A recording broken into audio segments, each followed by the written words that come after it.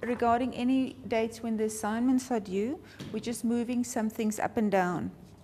We're going to cover the work for assignment 3 tomorrow, and then we've added on the 4th of May, Saturday, a long Saturday, that the students can book appointments. It's going to be 30-minute appointments, so they can bring their stuff in one by one where they are confused.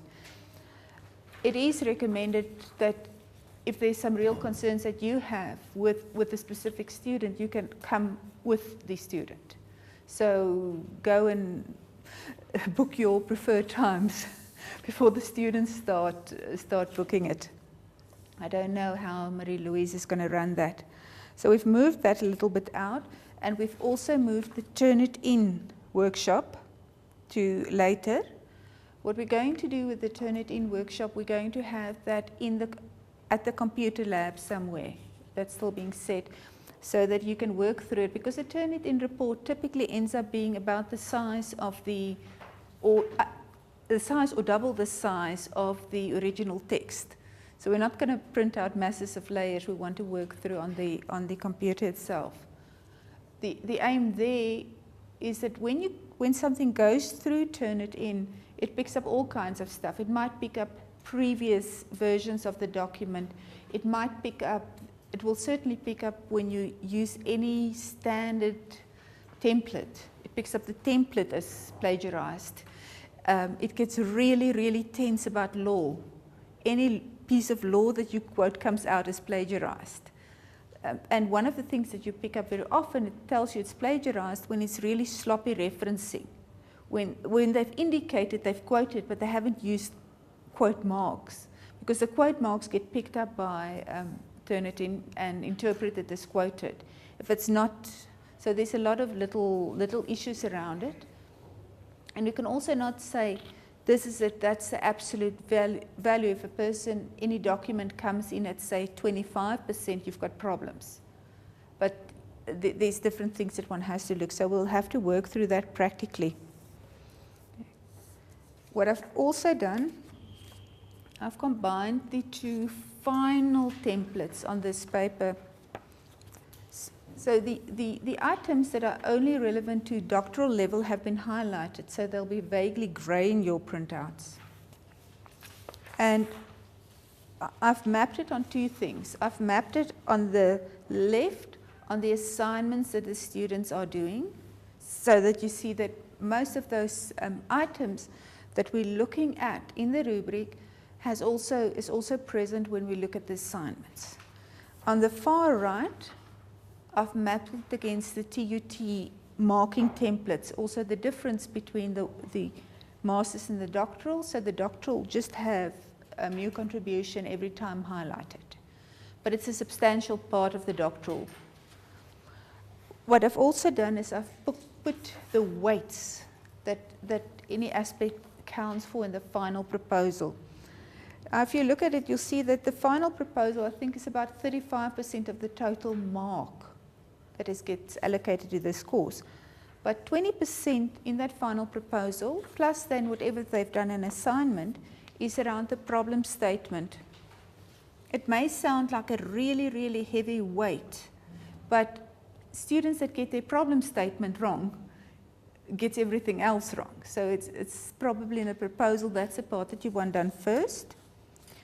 The structuring, I'm going to go through how we structured today as well, counts for 10%. That's where they come out from a research problem into your research question, understand what the assumptions are, list the assumptions, list the objectives, be clear about the objectives for the literature, all of those things. Then the literature part, literature chapter, is two separate. It's assignment 2, which they're due to hand in next week. But they've already received everything around assignment 2 before the holiday. So they should be okay. They are, however, not that okay. Some of them are really, really, really struggling with the reading. They're still looking for articles that are particularly referring to their exact specific problem, instead of going towards underlying literature areas that would support that. So, but we hope tomorrow we're going to discuss that. So the first part, that's a literature survey, is merely a scanning of saying what documents, what reference documents they have, what have they found, either in terms of the articles, in terms of papers, conference papers, or other sources. So we've put a document in there. In the final, we expect 34 masters and 54 doctoral. But for assignment 1, or assignment 2, they only have to have 20 pieces of literature analyzed. I'll go through that now. The literature review is now trying to pull the things together. That's assignment 4. Assignment 5, you'll see there's quite a lot in assignment 5 in the literature design, or a lot in the literature design that's going to be 20%. That's not in assignment 5, because we're looking at a concept design initially. At this point, we acknowledge that the students probably won't have detailed instruments. Some of them might get to the level where they have the instruments and things sorted out. But the guys that are really only starting at this point will not get there. And also the detailed instruments is not really required for, I think, your approval, your faculty approval. But we want them to get as far as possible. Then the bits that's actually substantially different is on the next page. The research plan, we're going to really hit them on a research plan. They have to put together a practical plan, including, as you can see there, what resources they know. They've got to understand their budget. It is probably one of the most problematic areas that students don't understand what they need. How do they need, what finances they need, what are they getting anyway? And then around timelines. There is this little bit that supervisors are not magic. We try to be. Sometimes we're particularly pathetic, and other times we're working on it, but the timeline should allow for a lot.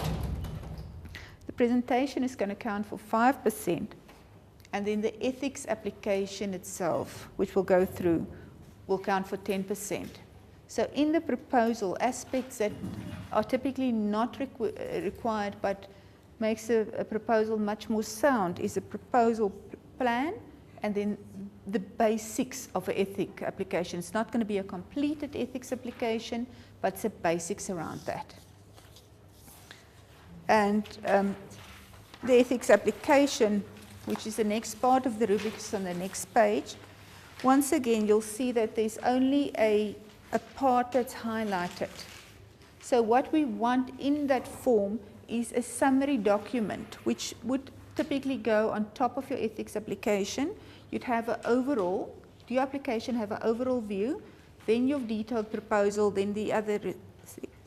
And that's the way what we're going to look at. We want, and that's now 4 out of 10, but it's very difficult to mark out of 4 when you're trying to get it, to discriminate between the different qualities. So we're going to look at those specific items. Have they basically pulled together a summary that deals with that? We're not in the final ethics application, the supervisor has to sign off. But it's very unlikely that the supervisor will be willing to sign off on an ethics application form by this stage. So the only thing is you're going to be given a document that you have to sign if you are happy that the student hand in their proposal for assessment. So if you feel that a student is not yet ready and it's going to embarrass the living daylights out of you in your departmental committees or faculty committees, you have the right to stop them. To basically say, we have record that they have done the assignments, of course. And if the assignments indicate that you've been giving them feedback continuously that they're not quite up to speed, you can deny them permission to hand in their proposal for final assessment. We're going to mark it. They're not going to be held back or penalized if they haven't passed this. But we're not going to have guys submit their proposal if that proposal is indeed not at the quality that you're comfortable with. That's just a the overall background. The timeline that I put at the back is no longer the correct one. We've changed that. So this is the basics. I haven't reprinted that for everybody that attended the last session. That's the basics for the assessment plan that we're going through with all the students. We intended to have very strong formative assessment elements, but there's also a summative element so that we can actually award them a grade for what they've done. You'll see that the things are quite heavily loaded. All of these assignment, that's assignment 1, that's assignment 2, 3, 4, 5, all of these count towards their final marks. So they can't miraculously end up with a proposal without having done the assignments, which makes your grading of the assignments and your feedback that you're giving them around where you expect them to be very important. So if you're looking at assignment 1, you have to mark that assignment against what you expect at the end, not against where you think they are now. So it's got to be, probably they will not do most of them won't do very well. But the aim is not to get magnificent marks. The aim is to get them onto the right track as soon as possible and understand what it is that they've got to put together. So the marks up to here is in your assignment. And as you can see, that's 35%. If they haven't done the assignments, it's not a chance that they're actually going to pass. I mean, if you leave the 35 out, you're not going to do anything. There's a research journal, which we're going to talk about. The research journal, I'll discuss it later, but in the research journal, who of you have seen your students so far? Who have been given minutes to sign of your meetings? Okay. The students are supposed to keep up-to-date minutes of every meeting, and that has to be signed off by the supervisor. So if they hand in the research journal and there's no documentation of interaction as documentation that the supervisor has actually agreed that happened, that journal is not going to work. There's also a very precise template they have to fill around feedback that they've received. So if they come to any one of those sessions that we are set out for them to talk to, they have to record every single bit of feedback. So for example, I tell them, I think you should do this. They have to put in there, they've got this feedback from me, and then the supervisor has to sign off on what they are going to do about that feedback. Ultimately, they can get feedback from wherever they are. They can get feedback from any supervisor or any person they want to, any specialist they want to. But the supervisor is the main conduit for feedback and decision. So that record of feedback they've received and decisions around that also has to be signed off by the supervisor that you're happy with that. So when we try and basically tell a person, if a person fails in their proposal, but there's not indications in the diagnostics or in the formative that that person has been warned that they're going to fail, we're going to have a problem. So if you mark them very light in the beginning and then try to hit them with the full might of the expectations at the end, this is not going to work. So we start with the end. Okay. You'll see there's also a presentation of the proposal. That presentation is not going to be the one where they give to faculty. It's also scheduled here. I think the tourism and operations are presenting in the afternoon of 29th. The afternoon of the 30th, it's people management and hospitality management. And on the 31st, it is marketing, logistics and sports, management and entrepreneurship, office management and technology, and the business school. So what is going to be expected is that all the DRIC members of the departments that are presented are there together. So it's not going to be only for the groups that you want. We want a very intensive panel there that will all give feedback.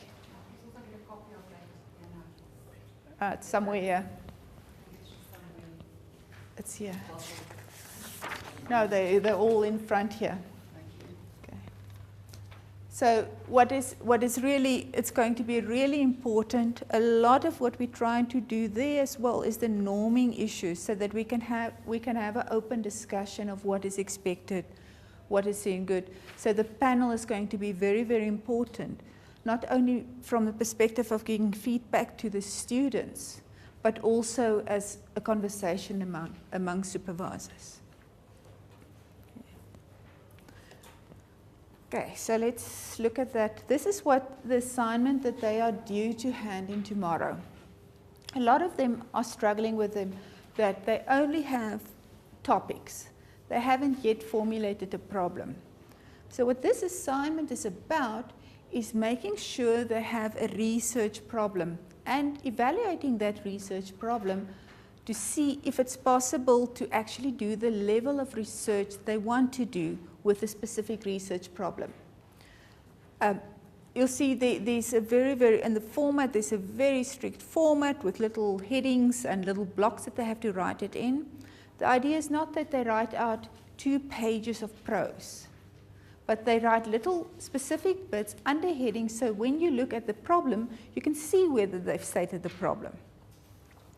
We emphasize the fact that they have to actually understand the context in which the problem exists, because that is where you make your contribution, a lot of the contribution to, is dealing in the context that the problem exists.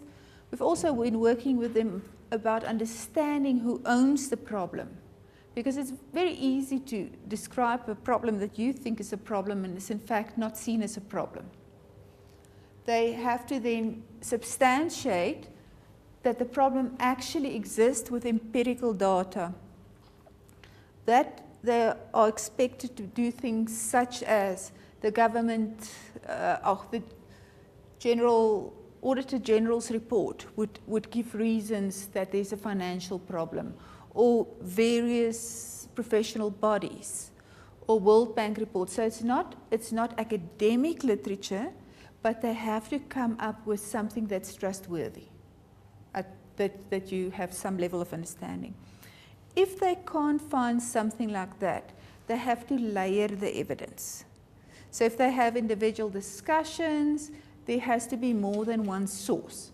It couldn't be based on a short discussion I had with my mates over a beer, I got to this problem. There has to be real. So this is not to drive them towards practice problems, but if you're dealing with a practice-driven problem, which a lot of them will be dealing, this part is really important. And even if you're really dealing only with a theoretical problem, in management, the management contribution is in fact very important. So you've got to look at them both. Then they have to substantiate it on the body of knowledge. And a lot of them are really struggling with that, because they're looking for an article that say, this is a problem. Single exactly describe that this is a problem, and they want to work from that. It's not really, keep on telling that's the way somebody else wrote their brief for the next research.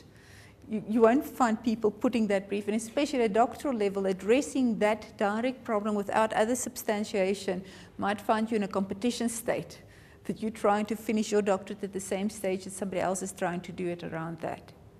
So they have to find a problem. It's about 2 pages, and it's, as I say, it's not prose, it's supposed to be little blocks, that we look for the following.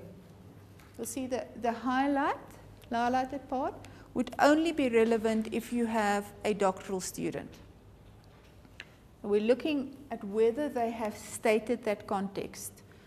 One of the problems that we find from students when they put together, they don't know where to start the problem. Approximately half, if not more, of documents proposals start with before 1994.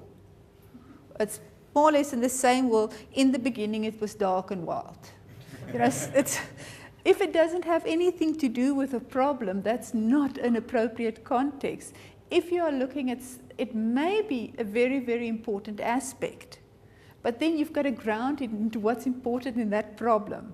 And a lot of students struggle in putting that context together and anchoring the problem in it. And that's at all levels, but doctoral levels, this becomes the issue. I've found it at universities of technology, doctoral students, very often. They struggle in putting that problem in context. They know it's a problem, they've experienced a problem, but they can't pull it out and say in what context does this problem exist. They say, but I know it's a problem. But that's not good enough to start with. Then the substantiation. They also have to come with a rationale for the study. So I am going to, this could be in the form of your aim statement, but it's probably a little bit more than that. So why is this piece really important as opposed to what am I going to do with it? The aim must be very clear, and they've been told the problem statement is something like, this is happening with the following consequences. The aim should be, I want to address this in order to.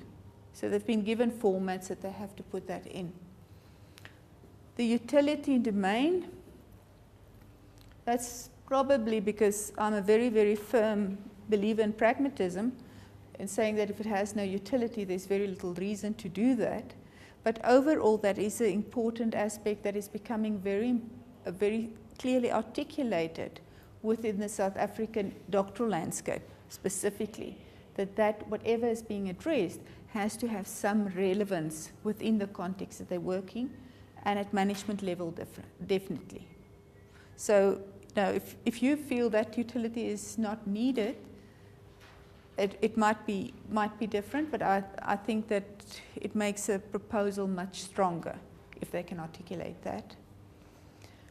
The next thing is we did the ethical discussion with them. In the ethical discussion we had with them, we dealt quite extensively about how to gain access to data. Explaining to them, if you work for a company, you can't really expect that company to give you that information unless you have formal permission to do so. And if you work for a company and you stop working for them, you don't want to lose your whole data set. So they've gone through that, and then we went through the ethical considerations as well. So there must be an awareness. They don't have to particularly state it, but there's a little line in there where they have to basically understand what it is. It could be, we also spent some time discussing the fact that you don't ask people to admit to doing a crime, because if you know about a crime, you're accessory, somewhere I've got the word wrong now, and then you're in trouble. So the whole issue around that, what's going to happen if information come out, that has to be addressed and be aware. That's assignment 1, due tomorrow. Okay. This is the format. They've got these little steps that they have to go through and actually have to talk to. Anybody unsure about what something means? You said context. Is that how do they bound the problem? That is basically in what context is it. Some of them are implying that they're looking at something in a developing world. Are you looking at it South Africa alone? Are you looking from a developing world? Are you looking at it from say, within a specific industry? There's one guy that's working on basically non-compliance at municipalities. Then you've got a state, you're looking at the municipality tier within governments and within South Africa. So you've got to really just basically state where it's happening. And sometimes just the process of articulating it makes people's thoughts a little bit more clear about that. Yeah, I'm sorry I was late. I got lost with all the things. You know, something that quite often crosses my mind when I attend these workshops is we are in the social sciences. Yeah. And many of the examples, especially the ethical issues, revolve around the natural sciences. No. We don't have those many I did examples. I'm talking about, I'm not sure about the students. We try to, and especially around access, we did quite a lot. We spent quite a lot of time on the impact on organizations, on the impact of people within organizations. So looking at it from that perspective, we try to look at that pretty solidly. We started with the medical background because that's really what anchors a lot of the basic issues around that's being driven for. But I think we've explored the social part specifically and also an organization. So there's explicitly, are you going to do some harm to the organization?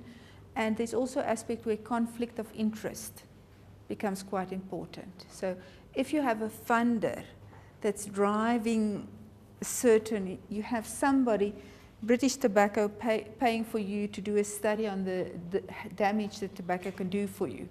You have this potential wish to massage results at the end. There could be a conflict in what you achieve on a professional, ethical manner from the results and what they would be willing to publish.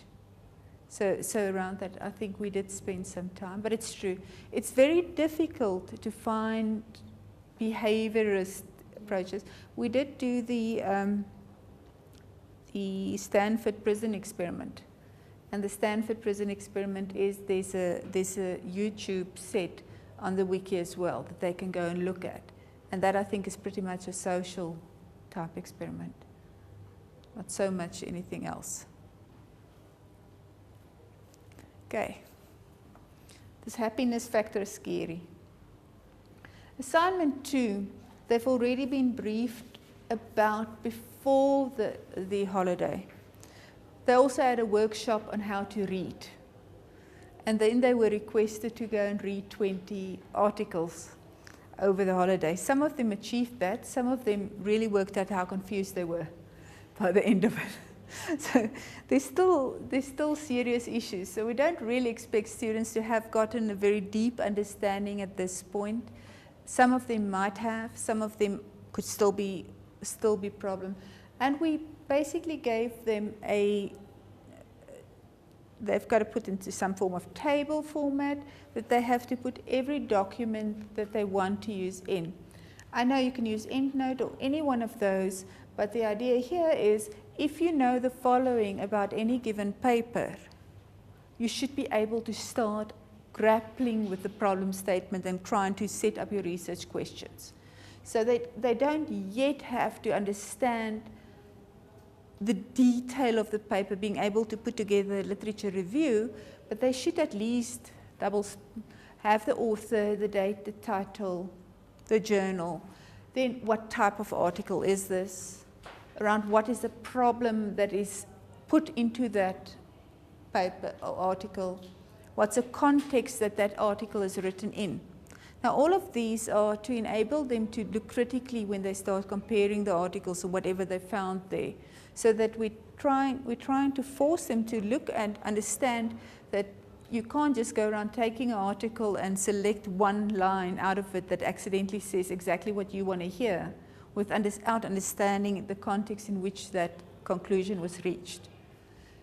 They also have to, and I'll get to that later, a lot of them are struggling with that, understand the methods used within that article. So in this research, did people do questionnaires? Did they do in-depth interviews? Did they do a case study? How did they get to the results? At a doctoral level, one of the things that people are getting very tense about is methodological contribution, where you have to be innovative about the methodology that you're using. Shouldn't really just copy another study and do a replication. You should be able to anchor that study in exactly what you're doing. So a lot of the contributions end up being this incredible qualitative study in this field, a limited amount of quantitative study, or the other way, or the results that is currently available was reached from this and this type of case study, and if you put in case studies with other characteristics, you would add. And this is probably one of the biggest sources of finding contribution, because it's very seldom that you'll find, oops, there's nothing there. You've got to define something that's really a contribution. So they have to go through that. Now the part that I struggle with is very often an article doesn't have a little item point. The following assumptions have been made. But we're trying to get them to understand that a lot, and that you pick it up from what references people make and what they put together. If you find something that say, in the construction industry, the following is true, it was written in the UK, there are certain assumptions underlying that. So we're trying them to go a little bit deeper into what assumptions could have been made to get to whatever conclusion have been reached. That's also an area that you then have to, when you critically review, you have to look at what are the underlying assumptions, where's the weaknesses, where can you investigate further, and then also the limitations of whatever has been found. So it's a very, very specific, take this, it's a table with a little bit of extra information on the top, and it's a single sheet there, and they have to put their document. So if they haven't gone deep enough in there, you know where they have a problem. It's your choice whether you want to go and check every single article or whether you want to sample, and probably that depends on how well you know your student. If you know the student, you know it's a diligent student, you may want to choose one or two of those to go and interrogate.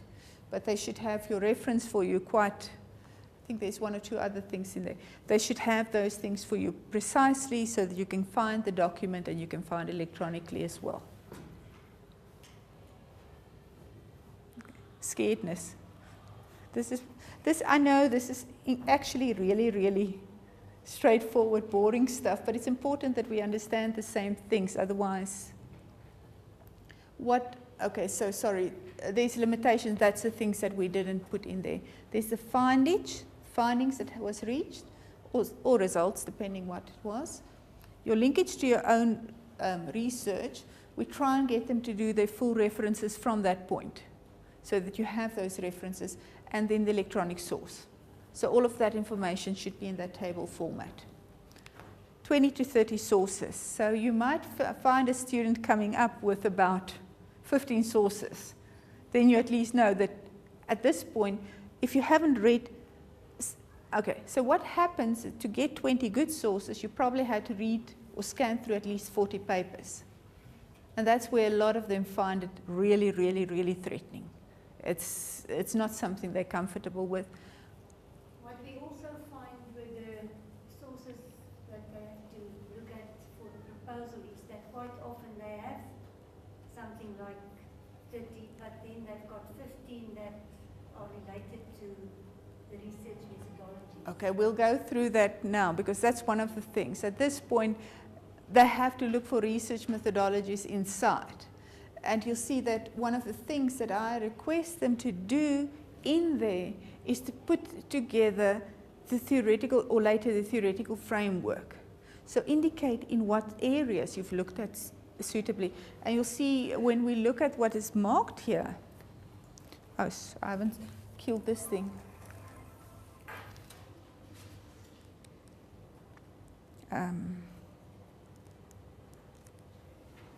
See. Okay, go somewhere deeper away and be quiet. And we look at what they're marking for, so that we're looking for the following things.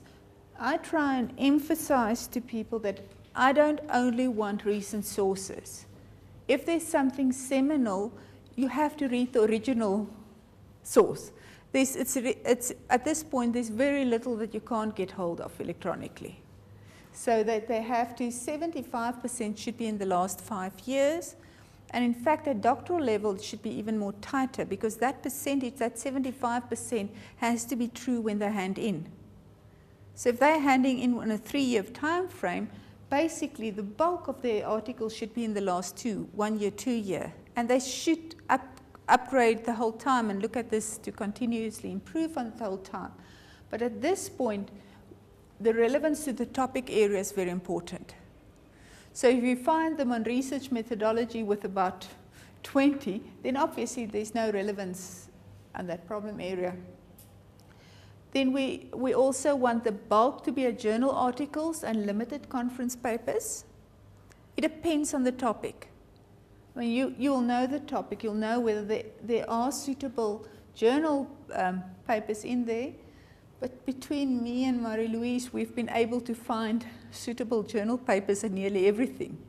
It's just that sometimes they don't have the experience to look at the literature underlying the problem. They're really looking at something that talks about ping pong balls in China. Exactly, precisely. If it's not like that, it's not relevant. So the idea to start looking wider and to look at the concepts underneath they're struggling with. The alternative is also true. Sometimes I find things that's just vaguely, almost not relevant. Yeah, and that's why the relevance to the topic area also becomes.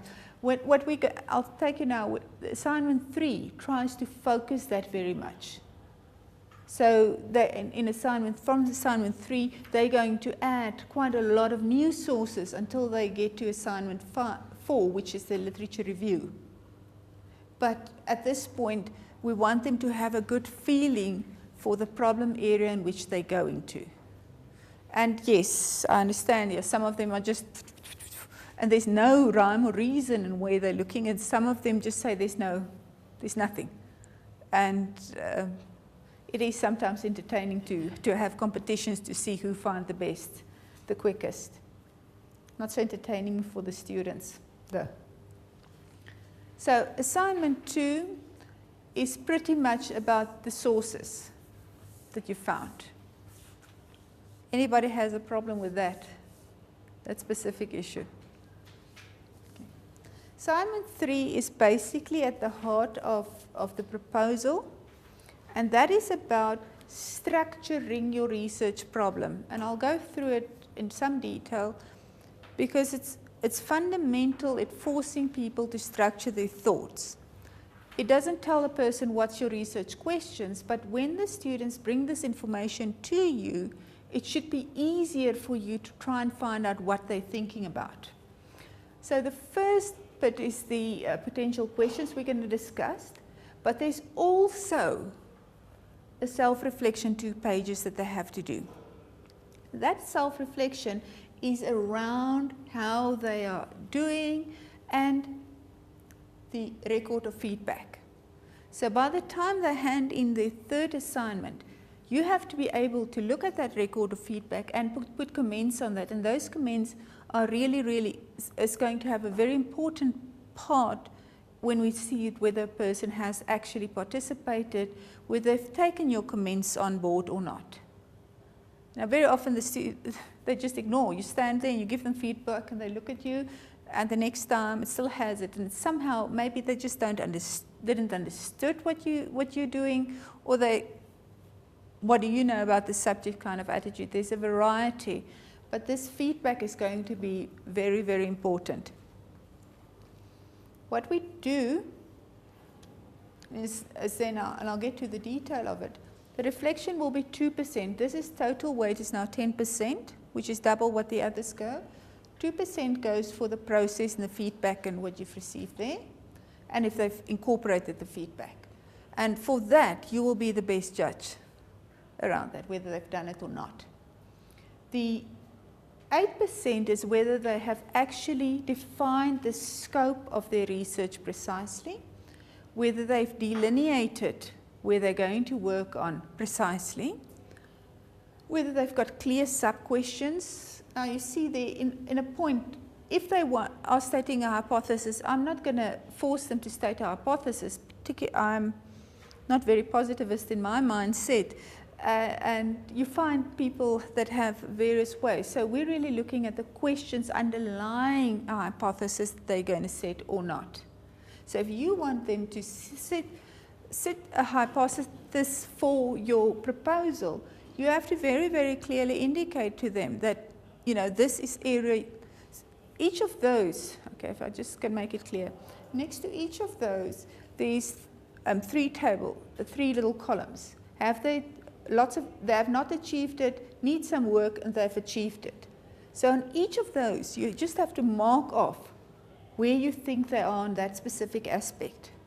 So if you think they have to do a hypothesis, you put there to what extent have they not. If for your specific research they need to put together a proposition, you put their proposition required of whatever you want to do it. We're not go into that detail. We want to have them be clear about their limitations, their assumptions, their research objectives, and the expectations of the outcomes, and then a detailed analysis. Now this is what we do with them. What the whole process is about is when you have a research problem, you can delineate that problem, or you go for your initial scope and you set your primary research question. A lot of students just don't get the difference between a problem statement and a question. One of them is that the problems have question marks and the questions end up without question marks. Something so very basic as that. But they just don't understand what it is. When you have a research question clear, you have to generate basically the questions that needs to be answered in order to answer your research question. Now, some of the questions are very obvious.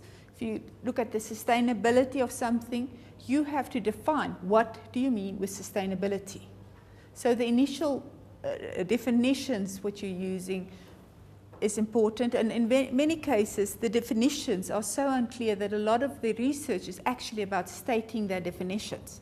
So you can't just make a statement and say, I'm using this definition. You have to have some level of research or literature analysis to come to the definition you want to use.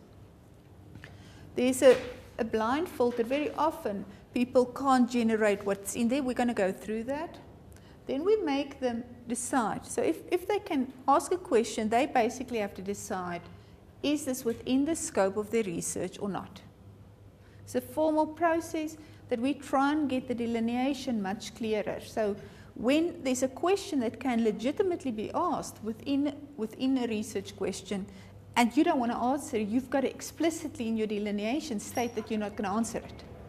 So the whole thing is there is to force people to look at them, to understand, because at a doctoral level, your biggest issue, and a master's as well, is what about? And the one thing that fails something is what about, if you actually haven't dealt with what about. So we force them to go through that. Then after that, they go through a very, very formal questioning. We're going to talk about that questioning. And then they've got to make a decision whether that question that's in there, if they're going to look at it, are they going to deal with it in the literature? Or are they going to deal with it as a research sub-question? At an M level, there must be some literature around it. There must not be nothing or clear contributions there. If you're deciding you're not going to answer it, you either have to make an assumption around it, or you must state that it's going to lead to a limitation. So the aim here is to say what could possibly ask within a question, and just make sure that you've ticked it off. Nobody tells you you've got to do any specific research question. It's what you have to be guided through. So this is the painful little form that drives them nuts. Any potential question would then be put in there that you've decided you can put together. And then if you've decided, yes, you're going to look at it, you have to ask certain questions. The first one is it a qualitative or quantitative question? Because within any question, there is qualitative and quantitative. If you're going to do predominantly quantitative, you will be making assumptions about the qualitative questions. If you're going to do predominantly qualitative, you will be making assumptions about the others. Going to do mixed methods, you can decide which one you're going to do. Ethical concerns. It's very difficult to find ethical concerns at a high level, but the moment you start looking at, say, some of your research sub-questions, at that sub-question level, you will be able to pick up your ethical concerns. This is the fun and games. What's a theoretical grounding? So when a student put together something they have to give you a very good idea of what literature, what's the theories that they're going to use to answer that. Because there are a number of competing theories that can be used to answer a question. And if they're at a doctoral level, certainly you want them to acknowledge the other theories and come to the conclusion that they're going to use this theory as underlying, whatever. But there you can see if they've got it in. The next one is trying to find out where empirical data exist. Are there validated instruments? I'm really going on and on about the fact that if you have to design your own instrument, there's a lot of detail that you have to put in place to make sure that the instrument is validated and that you can analyze it proper and get reliable conclusions. So they are forced to go and look at possible instruments, even if they have to adjust that instrument in there to see that. And this is a nasty bit. Sometimes there's the skills. Some of them are just not going to acquire skills. There are people that cannot do detailed interviews. They are just not set up to do detailed interviews. They're just not people, so they're not going to gather. And then this is obviously something that's excluded for them. Or there's some people that at no level are you going to get enough statistical information into them to be able to do something about it, even with support. So that's outside. If you start looking at ethnographic kind of research, the time frames put it out, because you're really looking at at least the 4 or 5 years of empirical work to get meaningful things in. And then what they then have to decide is, based on all of that, what are they going to do with that question? This is a question, it's a real question, it needs to be answered. Am I going to do the research? Am I going to do it out of literature or make assumptions? Now, if they put it out in a grid, and I can show you some of the answers that people do, it's pages. It's a really long document. But what they've done is they've untangled the possible questions in there. So the first thing you can check, have they asked all the possible questions that you can think about, or that the examination panel could possibly do? The next thing is, per question, do you agree with the logic that they've dealt with that question? The things are much more untangled, and you can actually give feedback on that. What they do then, I know of people that then make them sort in the order that you have to answer the questions as well. And I know of people that put a column at the end here that's saying your final thesis or dissertation, on what chapter paragraph have you addressed this question, to make sure that you've closed off anything that could possibly be opened.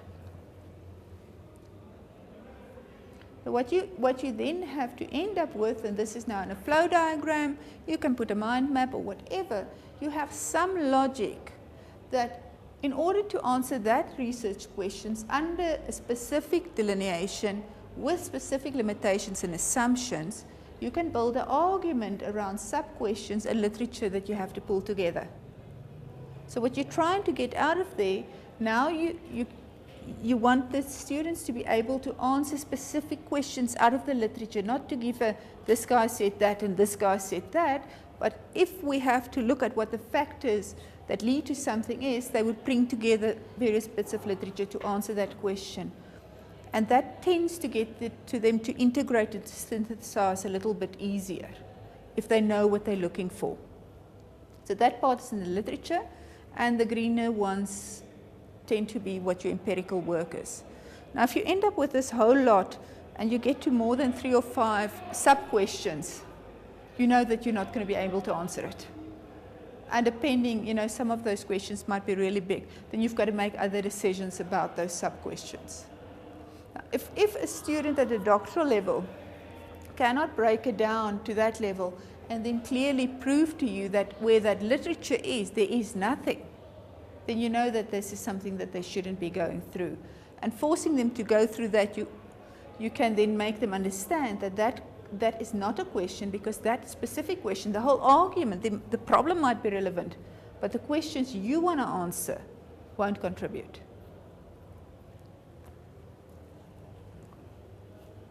This is, okay. There's a little form that they basically have to then list the questions at the end, list the assumptions, say what leads to limitation. Obviously, it's not, this question is a limitation. Your ability to answer this question is a limitation. What you're going to answer in the literature and what you're going to do in your research question.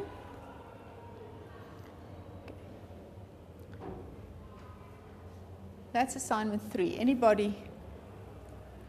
This is probably the one that students struggle the most with. Sometimes I know one supervisor told the students not to ask the obvious questions, but what I find is often the obvious questions that are not answered in the literature or somewhere.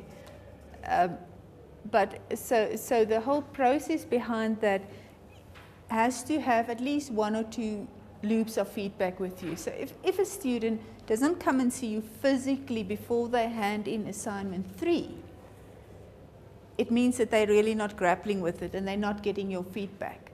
So then you're only going to give them their feedback after they've done assignment 3, where they could have had at least 2 or 3 layers of feedback already and where to look. So what they do is they come into the office and they just want me to give them the objectives, the research question. No, sorry. You give me a question, I'll give you feedback. Yeah, that's what we're trying to do there. We're trying to get them to come up with their own questions and build their own arguments. And all you can do then is you can look at their questions and say, what about this question? What about this question? That is not complete. Get more theory about this. And you can give them feedback. So they have to get there before you can really start giving meaningful feedback. But if they just think they can get there and not talk to you about it, if they have the option, if you're trying to do distance, totally distance, obviously you can't talk to them about that.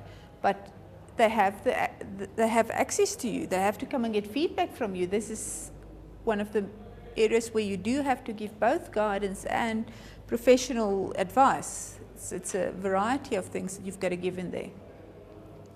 So this one is due on the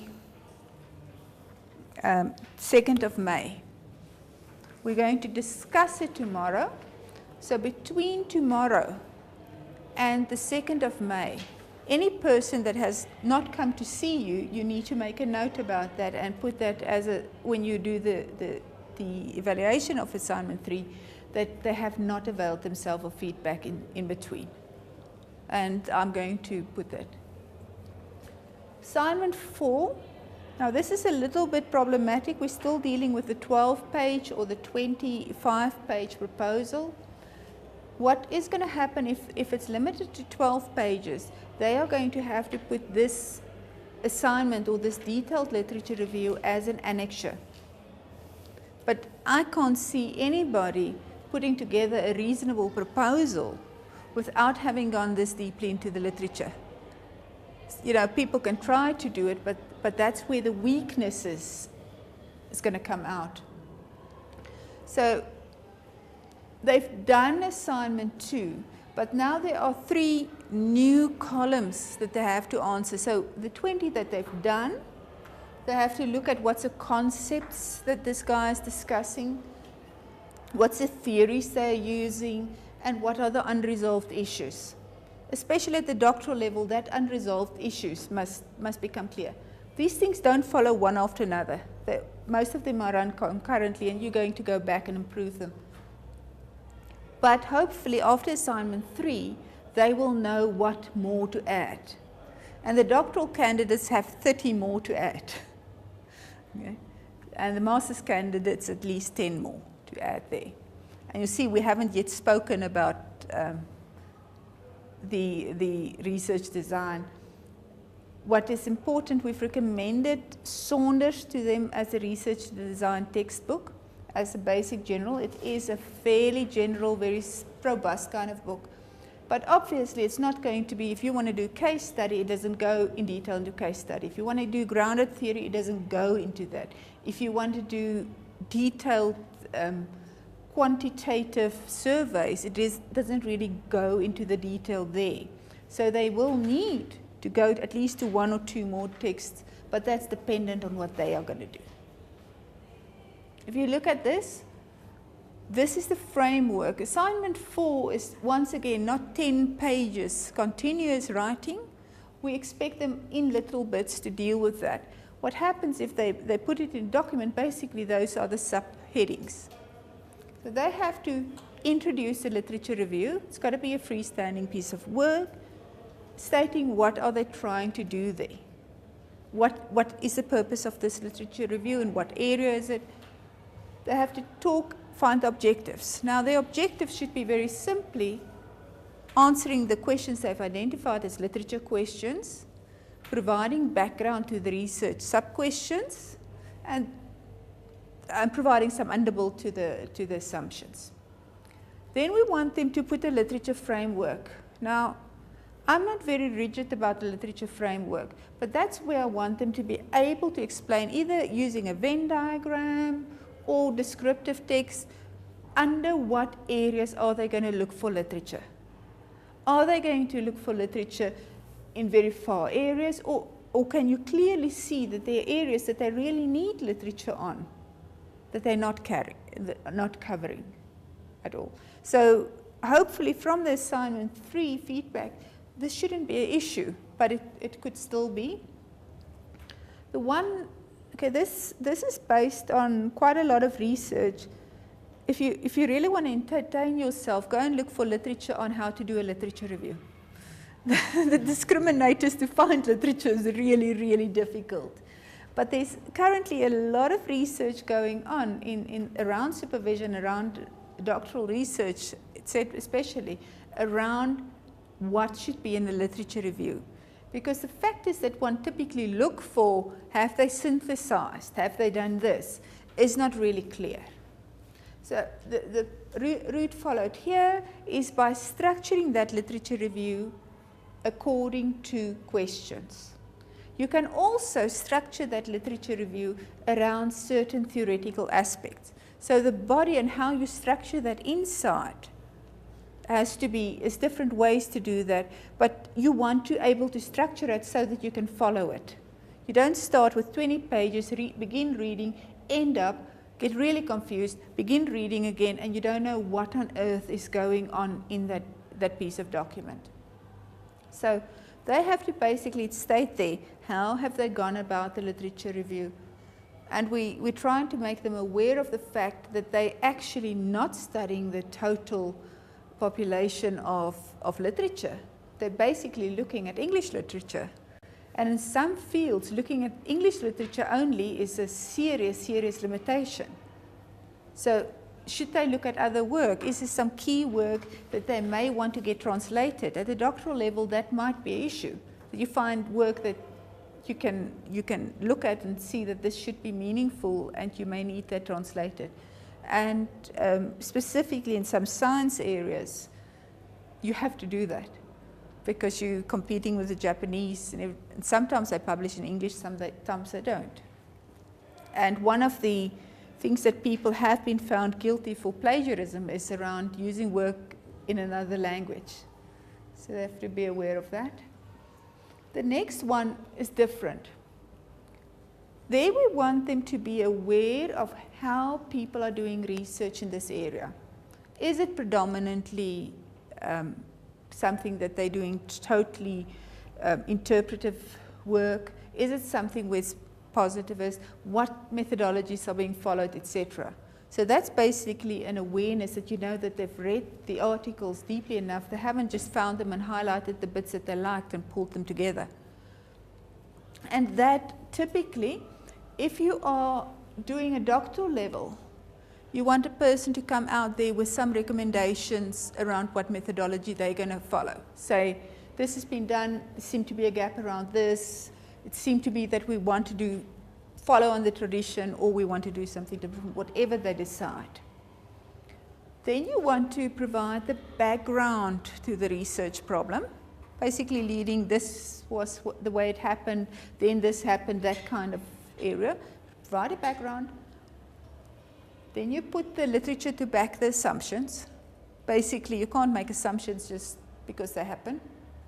Then you go with literature questions. Then you go the background to the empirical questions. So the structure, as I said, the structure that we try and make them follow here is according to the objectives that they set. in the objectives of the literature review, as we've discussed. Okay. And then they have to pull it together and come up with a conclusion. You want them to be able, in chapter 4, when you deal with the discussion, to pull up conclusions that they've drawn in the literature review. You don't want them to bring in raw literature. They've got to pull those conclusions together.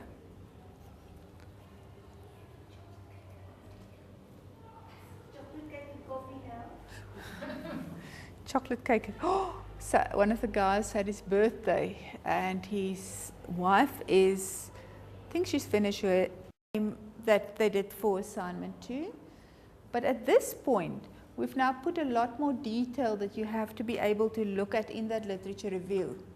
You want to know that they've got their scope clear. Literature review is sometimes like a mystery that you have to, with some evidence scattered. You want to know what on earth were they trying to do with that literature review, so that you can measure if they've actually done it. They know what they're going to look at. They've designed their literature review. They told you where that they searched, what bodies of literature, what theoretical aspects they searched. That they have answered the identified literature questions. In their argument, they've identified they've got to answer this to put together the whole thing. At a doctoral level, that they have clearly articulated the gap in knowledge. In your literature, the gap in the knowledge has to be clearly articulated somewhere, very clearly, and in the conclusion, basically. That they've critically looked at that literature. So if they haven't really understood from what context, with what assumptions the various bits of literature come, they can't look at it critically. So they've got to critically look at it, and that they've synthesized it, and then that there's a detail.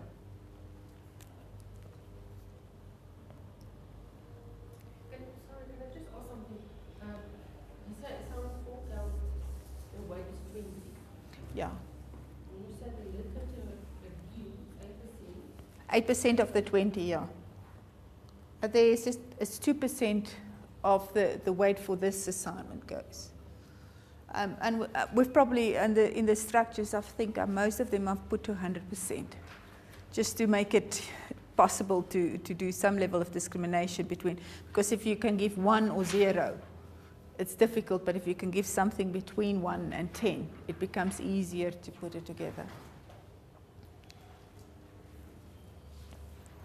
This is a big assignment. Assignment 5 is a relatively small assignment when they hand it in. Basically, they have to say per empirical objective how they're going to achieve that objective. But if they haven't done the others and they haven't really grappled, this is now when they start looking at the literature around research design. They have to, again, state their research problem. Probably the problem will look really different from what they've put in assignment 1. In fact, it should be really different from what they've done in assignment 1 as they got closer to really understanding what that problem is and what the correct one is. Then you've got to state your research question, and your hypothesis if you need it, the structure of your research problem, your question, what's the assumption, whatever you're putting in there. And then, it is very, very difficult to state what research philosophy and approach you're going to do, and the terms there, the strategic choices, is that used in Saunders et al.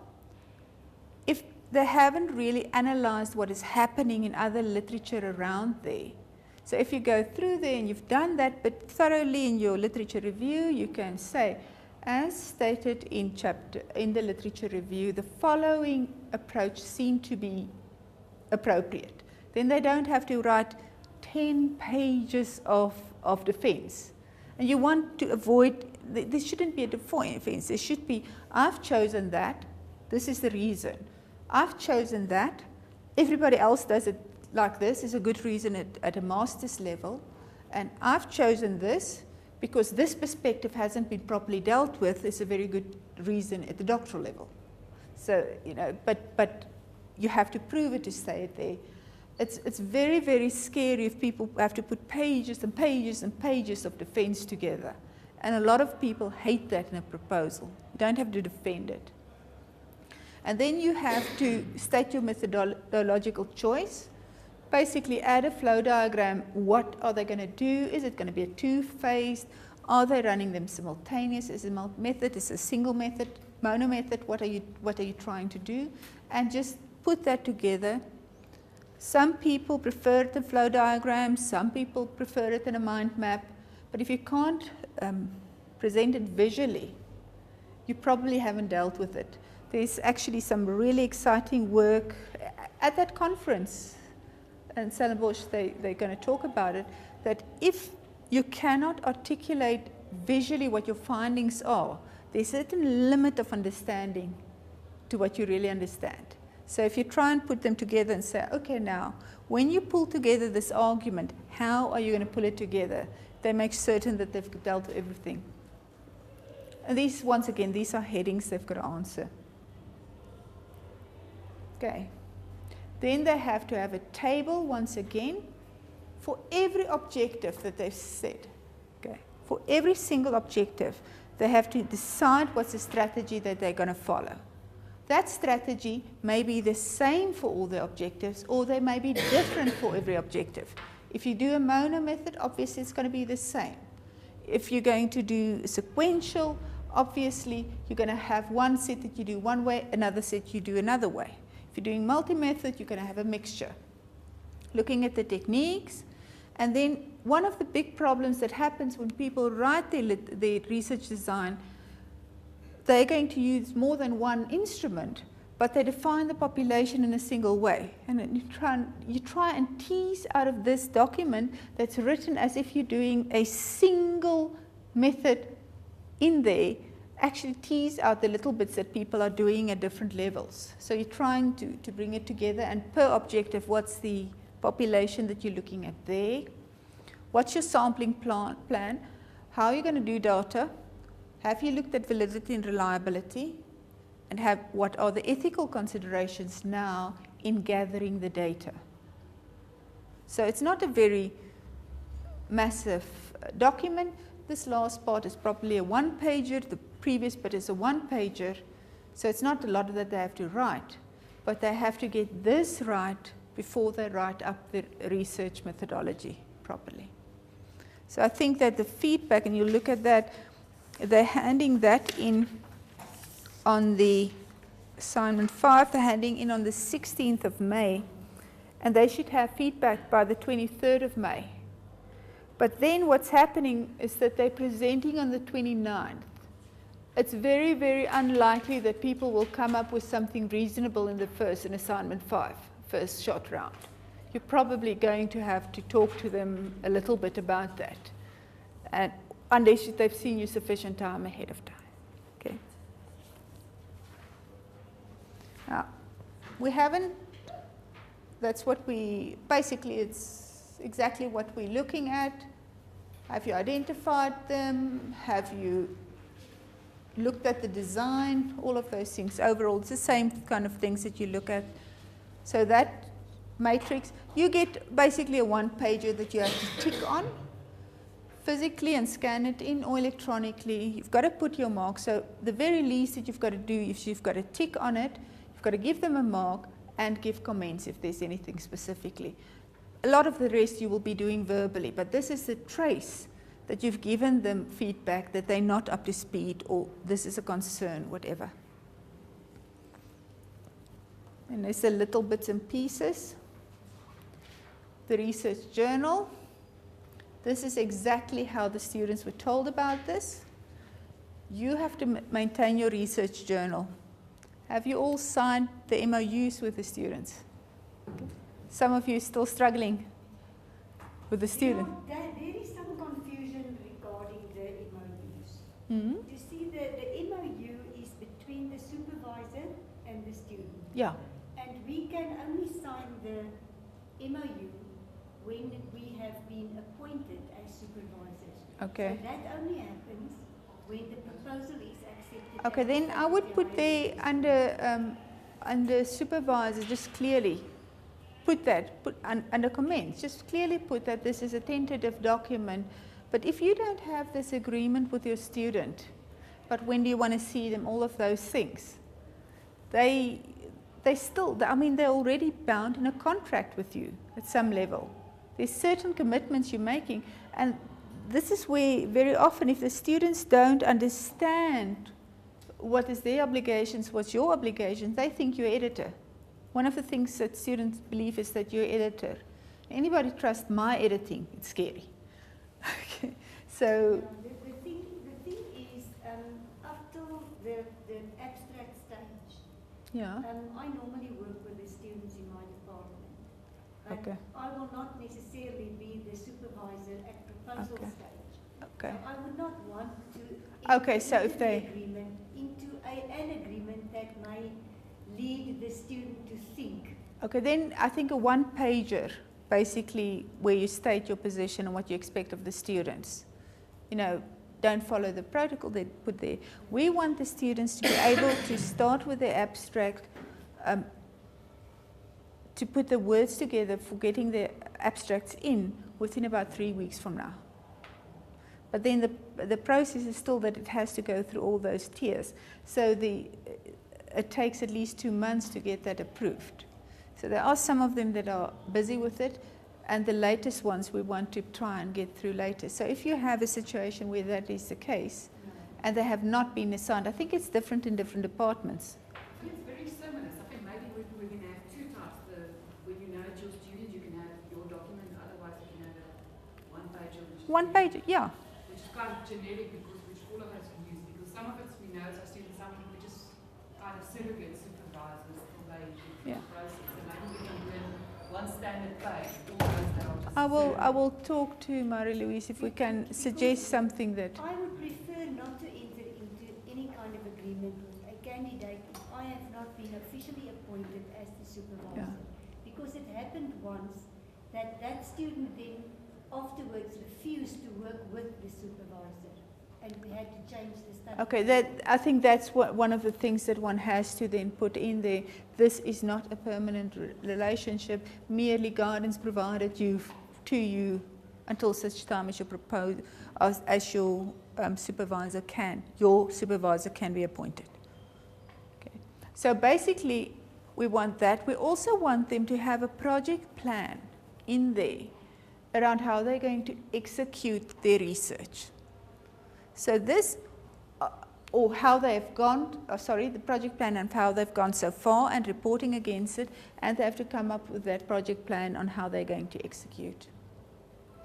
This is the feedback loop. I've not killed it, I've thrown it in somewhere. Let me try and find it to make it quiet. Now I've got to get it quiet. Somewhere I'll understand this. I'm not 15 years old. I'm not bright enough to do this. Okay. This is the frame, as I've spoken about the feedback log. They have to have this through, they have to have this, they have to keep it up to date. You have to be happy that this is actually what happened, and that any feedback that you've given to them happens to be recorded. You can't have that and then minutes. This is the research journal that they will be marked on. I think with the MOU we'll change that now to some agreement.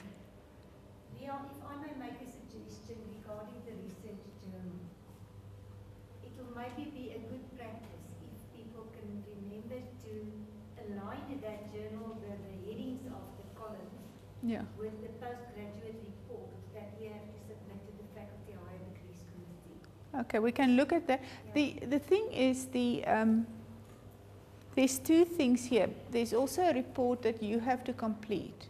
We can just make sure that, That's the one that I'm talking about. okay, but because that document that we have to align is basically where you sign off that they have permission to submit that proposal. Now, if a student then chooses to submit it when you have not given them permission, which of course they can do, and they fail, then you have some level of recourse. So there's just basically your judgment call on how they've done. I will ask Marie-Louise so that we can try and make that map over much more Because solid. one can then only, the supervisor can then just simply Yeah, you know, while the student is busy. okay. Yeah, this journal is what the student must keep up to date.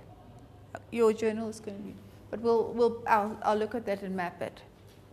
So they have to have MOU and approval to submit the proposal. If they don't have this approval, then this proposal is not going to be evaluated. The project plan for the proposal development, understanding the timelines, roles and responsibilities so that it's clear there, and then detailed consultation. It's basically a standard project plan. What we're putting there is more project management competencies, because that's where a lot of students struggle. I mean, that's what happens why research don't get finished. It's because these things weren't put in place. Then this is the last one. It's now the days that we said, which is the 29th, 30th, and 31st, when the students come present. What we're going to do is we're going to have a whole stack of these things. So every person that's in that oral, the whole panel, every single person will evaluate that student based on it. And the students will be clearly briefed to be told that this proposal, the presentation, has to stand on its own. You cannot assume that somebody has read whatever you've handed in.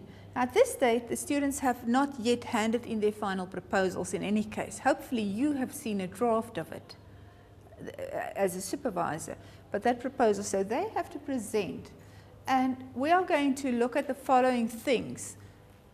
Obviously the structure, professional presentation, that kind of thing, but most of it is, can they state their problem? Can they give their context and the implications?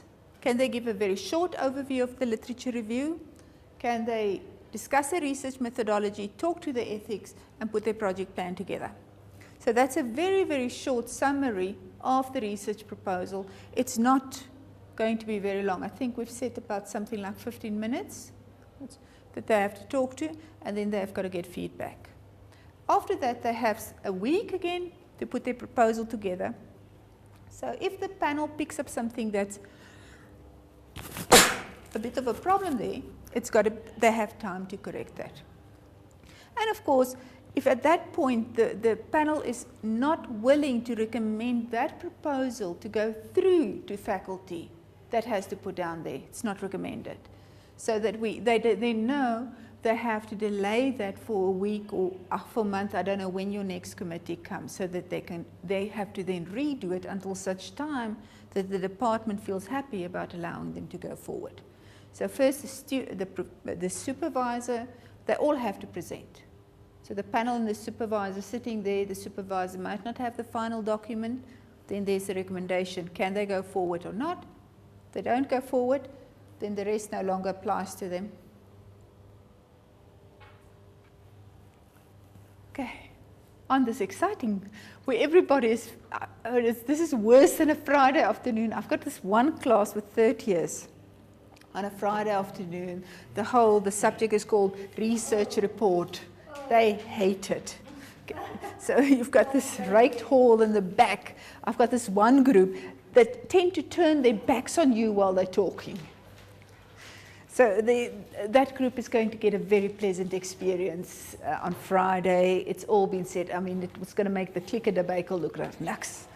But that's Friday afternoon. And they're all there, and you can see that they're really just hanging until party time.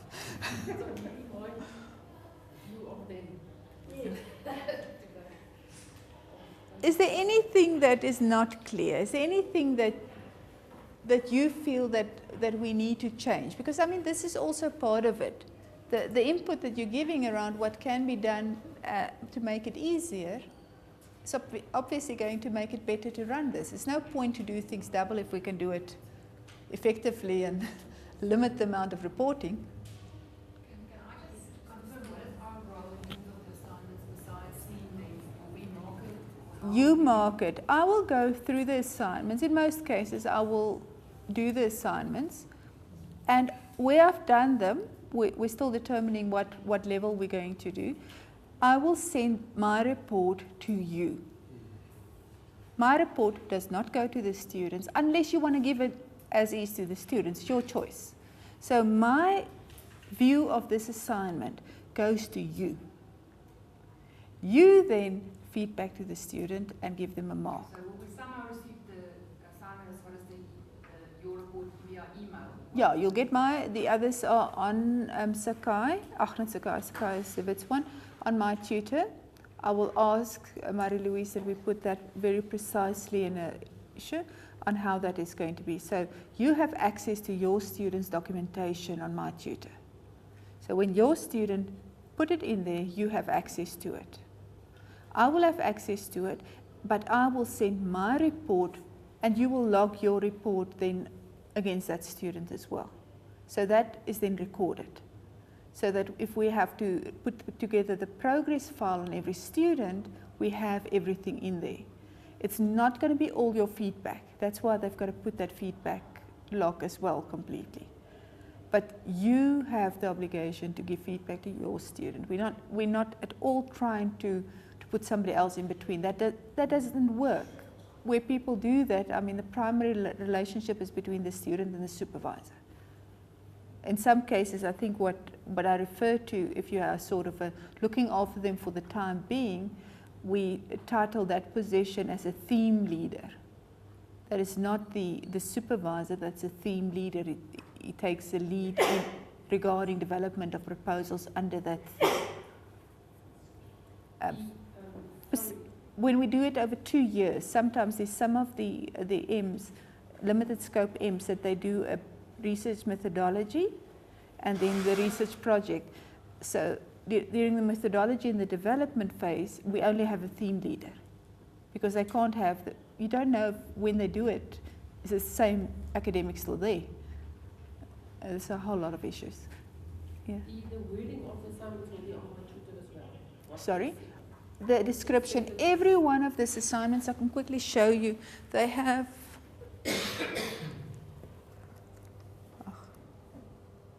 okay, this is, we've spoken about this ethics element. Okay. Let me go through proposals. On the assessment plan, they have a detail. So assignment 1 looks something like this.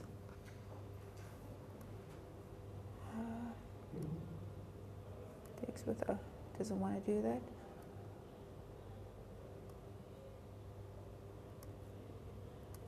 Okay. They have a little briefing document on that tells you when's the date, what they have to do. It gives you tells them where to find the format. I'll show you the format for this one as well. It gives them the framework that they're going to be evaluated. It spells out to them, and this is quite important, it spells out to them exactly what the file name should be. So when they submit a file, it should have their surname, underscore your surname, so that we can work out what's going on with any given document, so that I can send it to the right person as well. Or your surname, assignment 1, supervisor's surname, so that we have a standard way of reporting. So that's given to them. Okay, aspects italics. That's what's also given to them is something like this. Format assignment 1.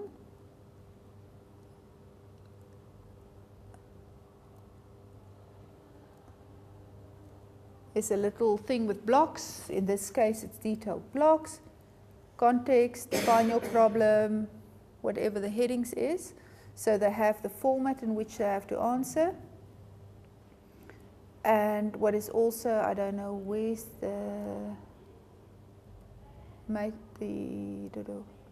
but somewhere there's the detail measuring that you're going to use as well. If you look at that, for example, assignment 3 is quite detailed, and then assignment 3 has a associated format that tells them what to do. Do this, fill out the grid, fill out this thing, and summarize. So that's all there. The ones that are not yet on there, we have to check and just verify that they're all there, but they should all be there at the right times for you. Anything else? It's not quite that scary. I think a lot of it is about giving that feedback, and it's basically trying to make it easier to give feedback and make sure that students have that feedback, and it's on record that you've given them that feedback. So they don't come and they say, but I thought I was fine, and then their proposal gets failed. What would you like us to do? Comment on your, and then email to them, or what was it? No, you're getting a rubric. I don't know where your rubrics, I can show you some of the rubrics. This is the ones that I use.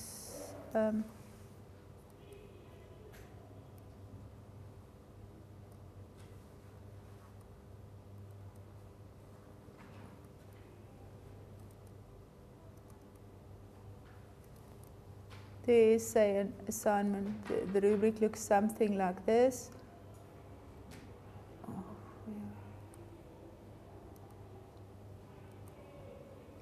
It has a little sheet where you put together whether you've achieved it or not. I'm just putting your exacts and some comments.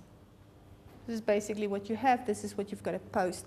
If you want to give more detailed feedbacks, if you want to, of course, you can make a scan of what document you've put together. This, in the end, especially if you're merely caretaking, so level, this document basically at the end tries to prove that this proposal was developed by this student. Because a student won't be able to fake all the assignments in time. You can see where their thought process is. And if something dramatically happens between assignment 5 and the proposal, you know that there could have been some extra help here. It's also trying to make sure that it's authentic, the proposals that the students had. And I don't know how many times you've received that kind of problem, but it's really scary. Get this beautiful proposal and somehow the student just never meets the expectations. Okay, so we only fill that in, so no percentages or No, you've got to give a percentage. So you've got to give a percentage there. You've got to probably give something out of 100. And then we'll translate it, because it's easier to grade out of 100 than to grade out of 10. It's just, you've got more flexibility there. One can even use the same rubric for the entire dissertation after completion. Yeah, this is the detailed rubric for I've got one that extends on the entire dissertation. But that depends. Yeah. You know, you've got that prescribed IMRAD format. Yeah. And that's very difficult to pick up these bits.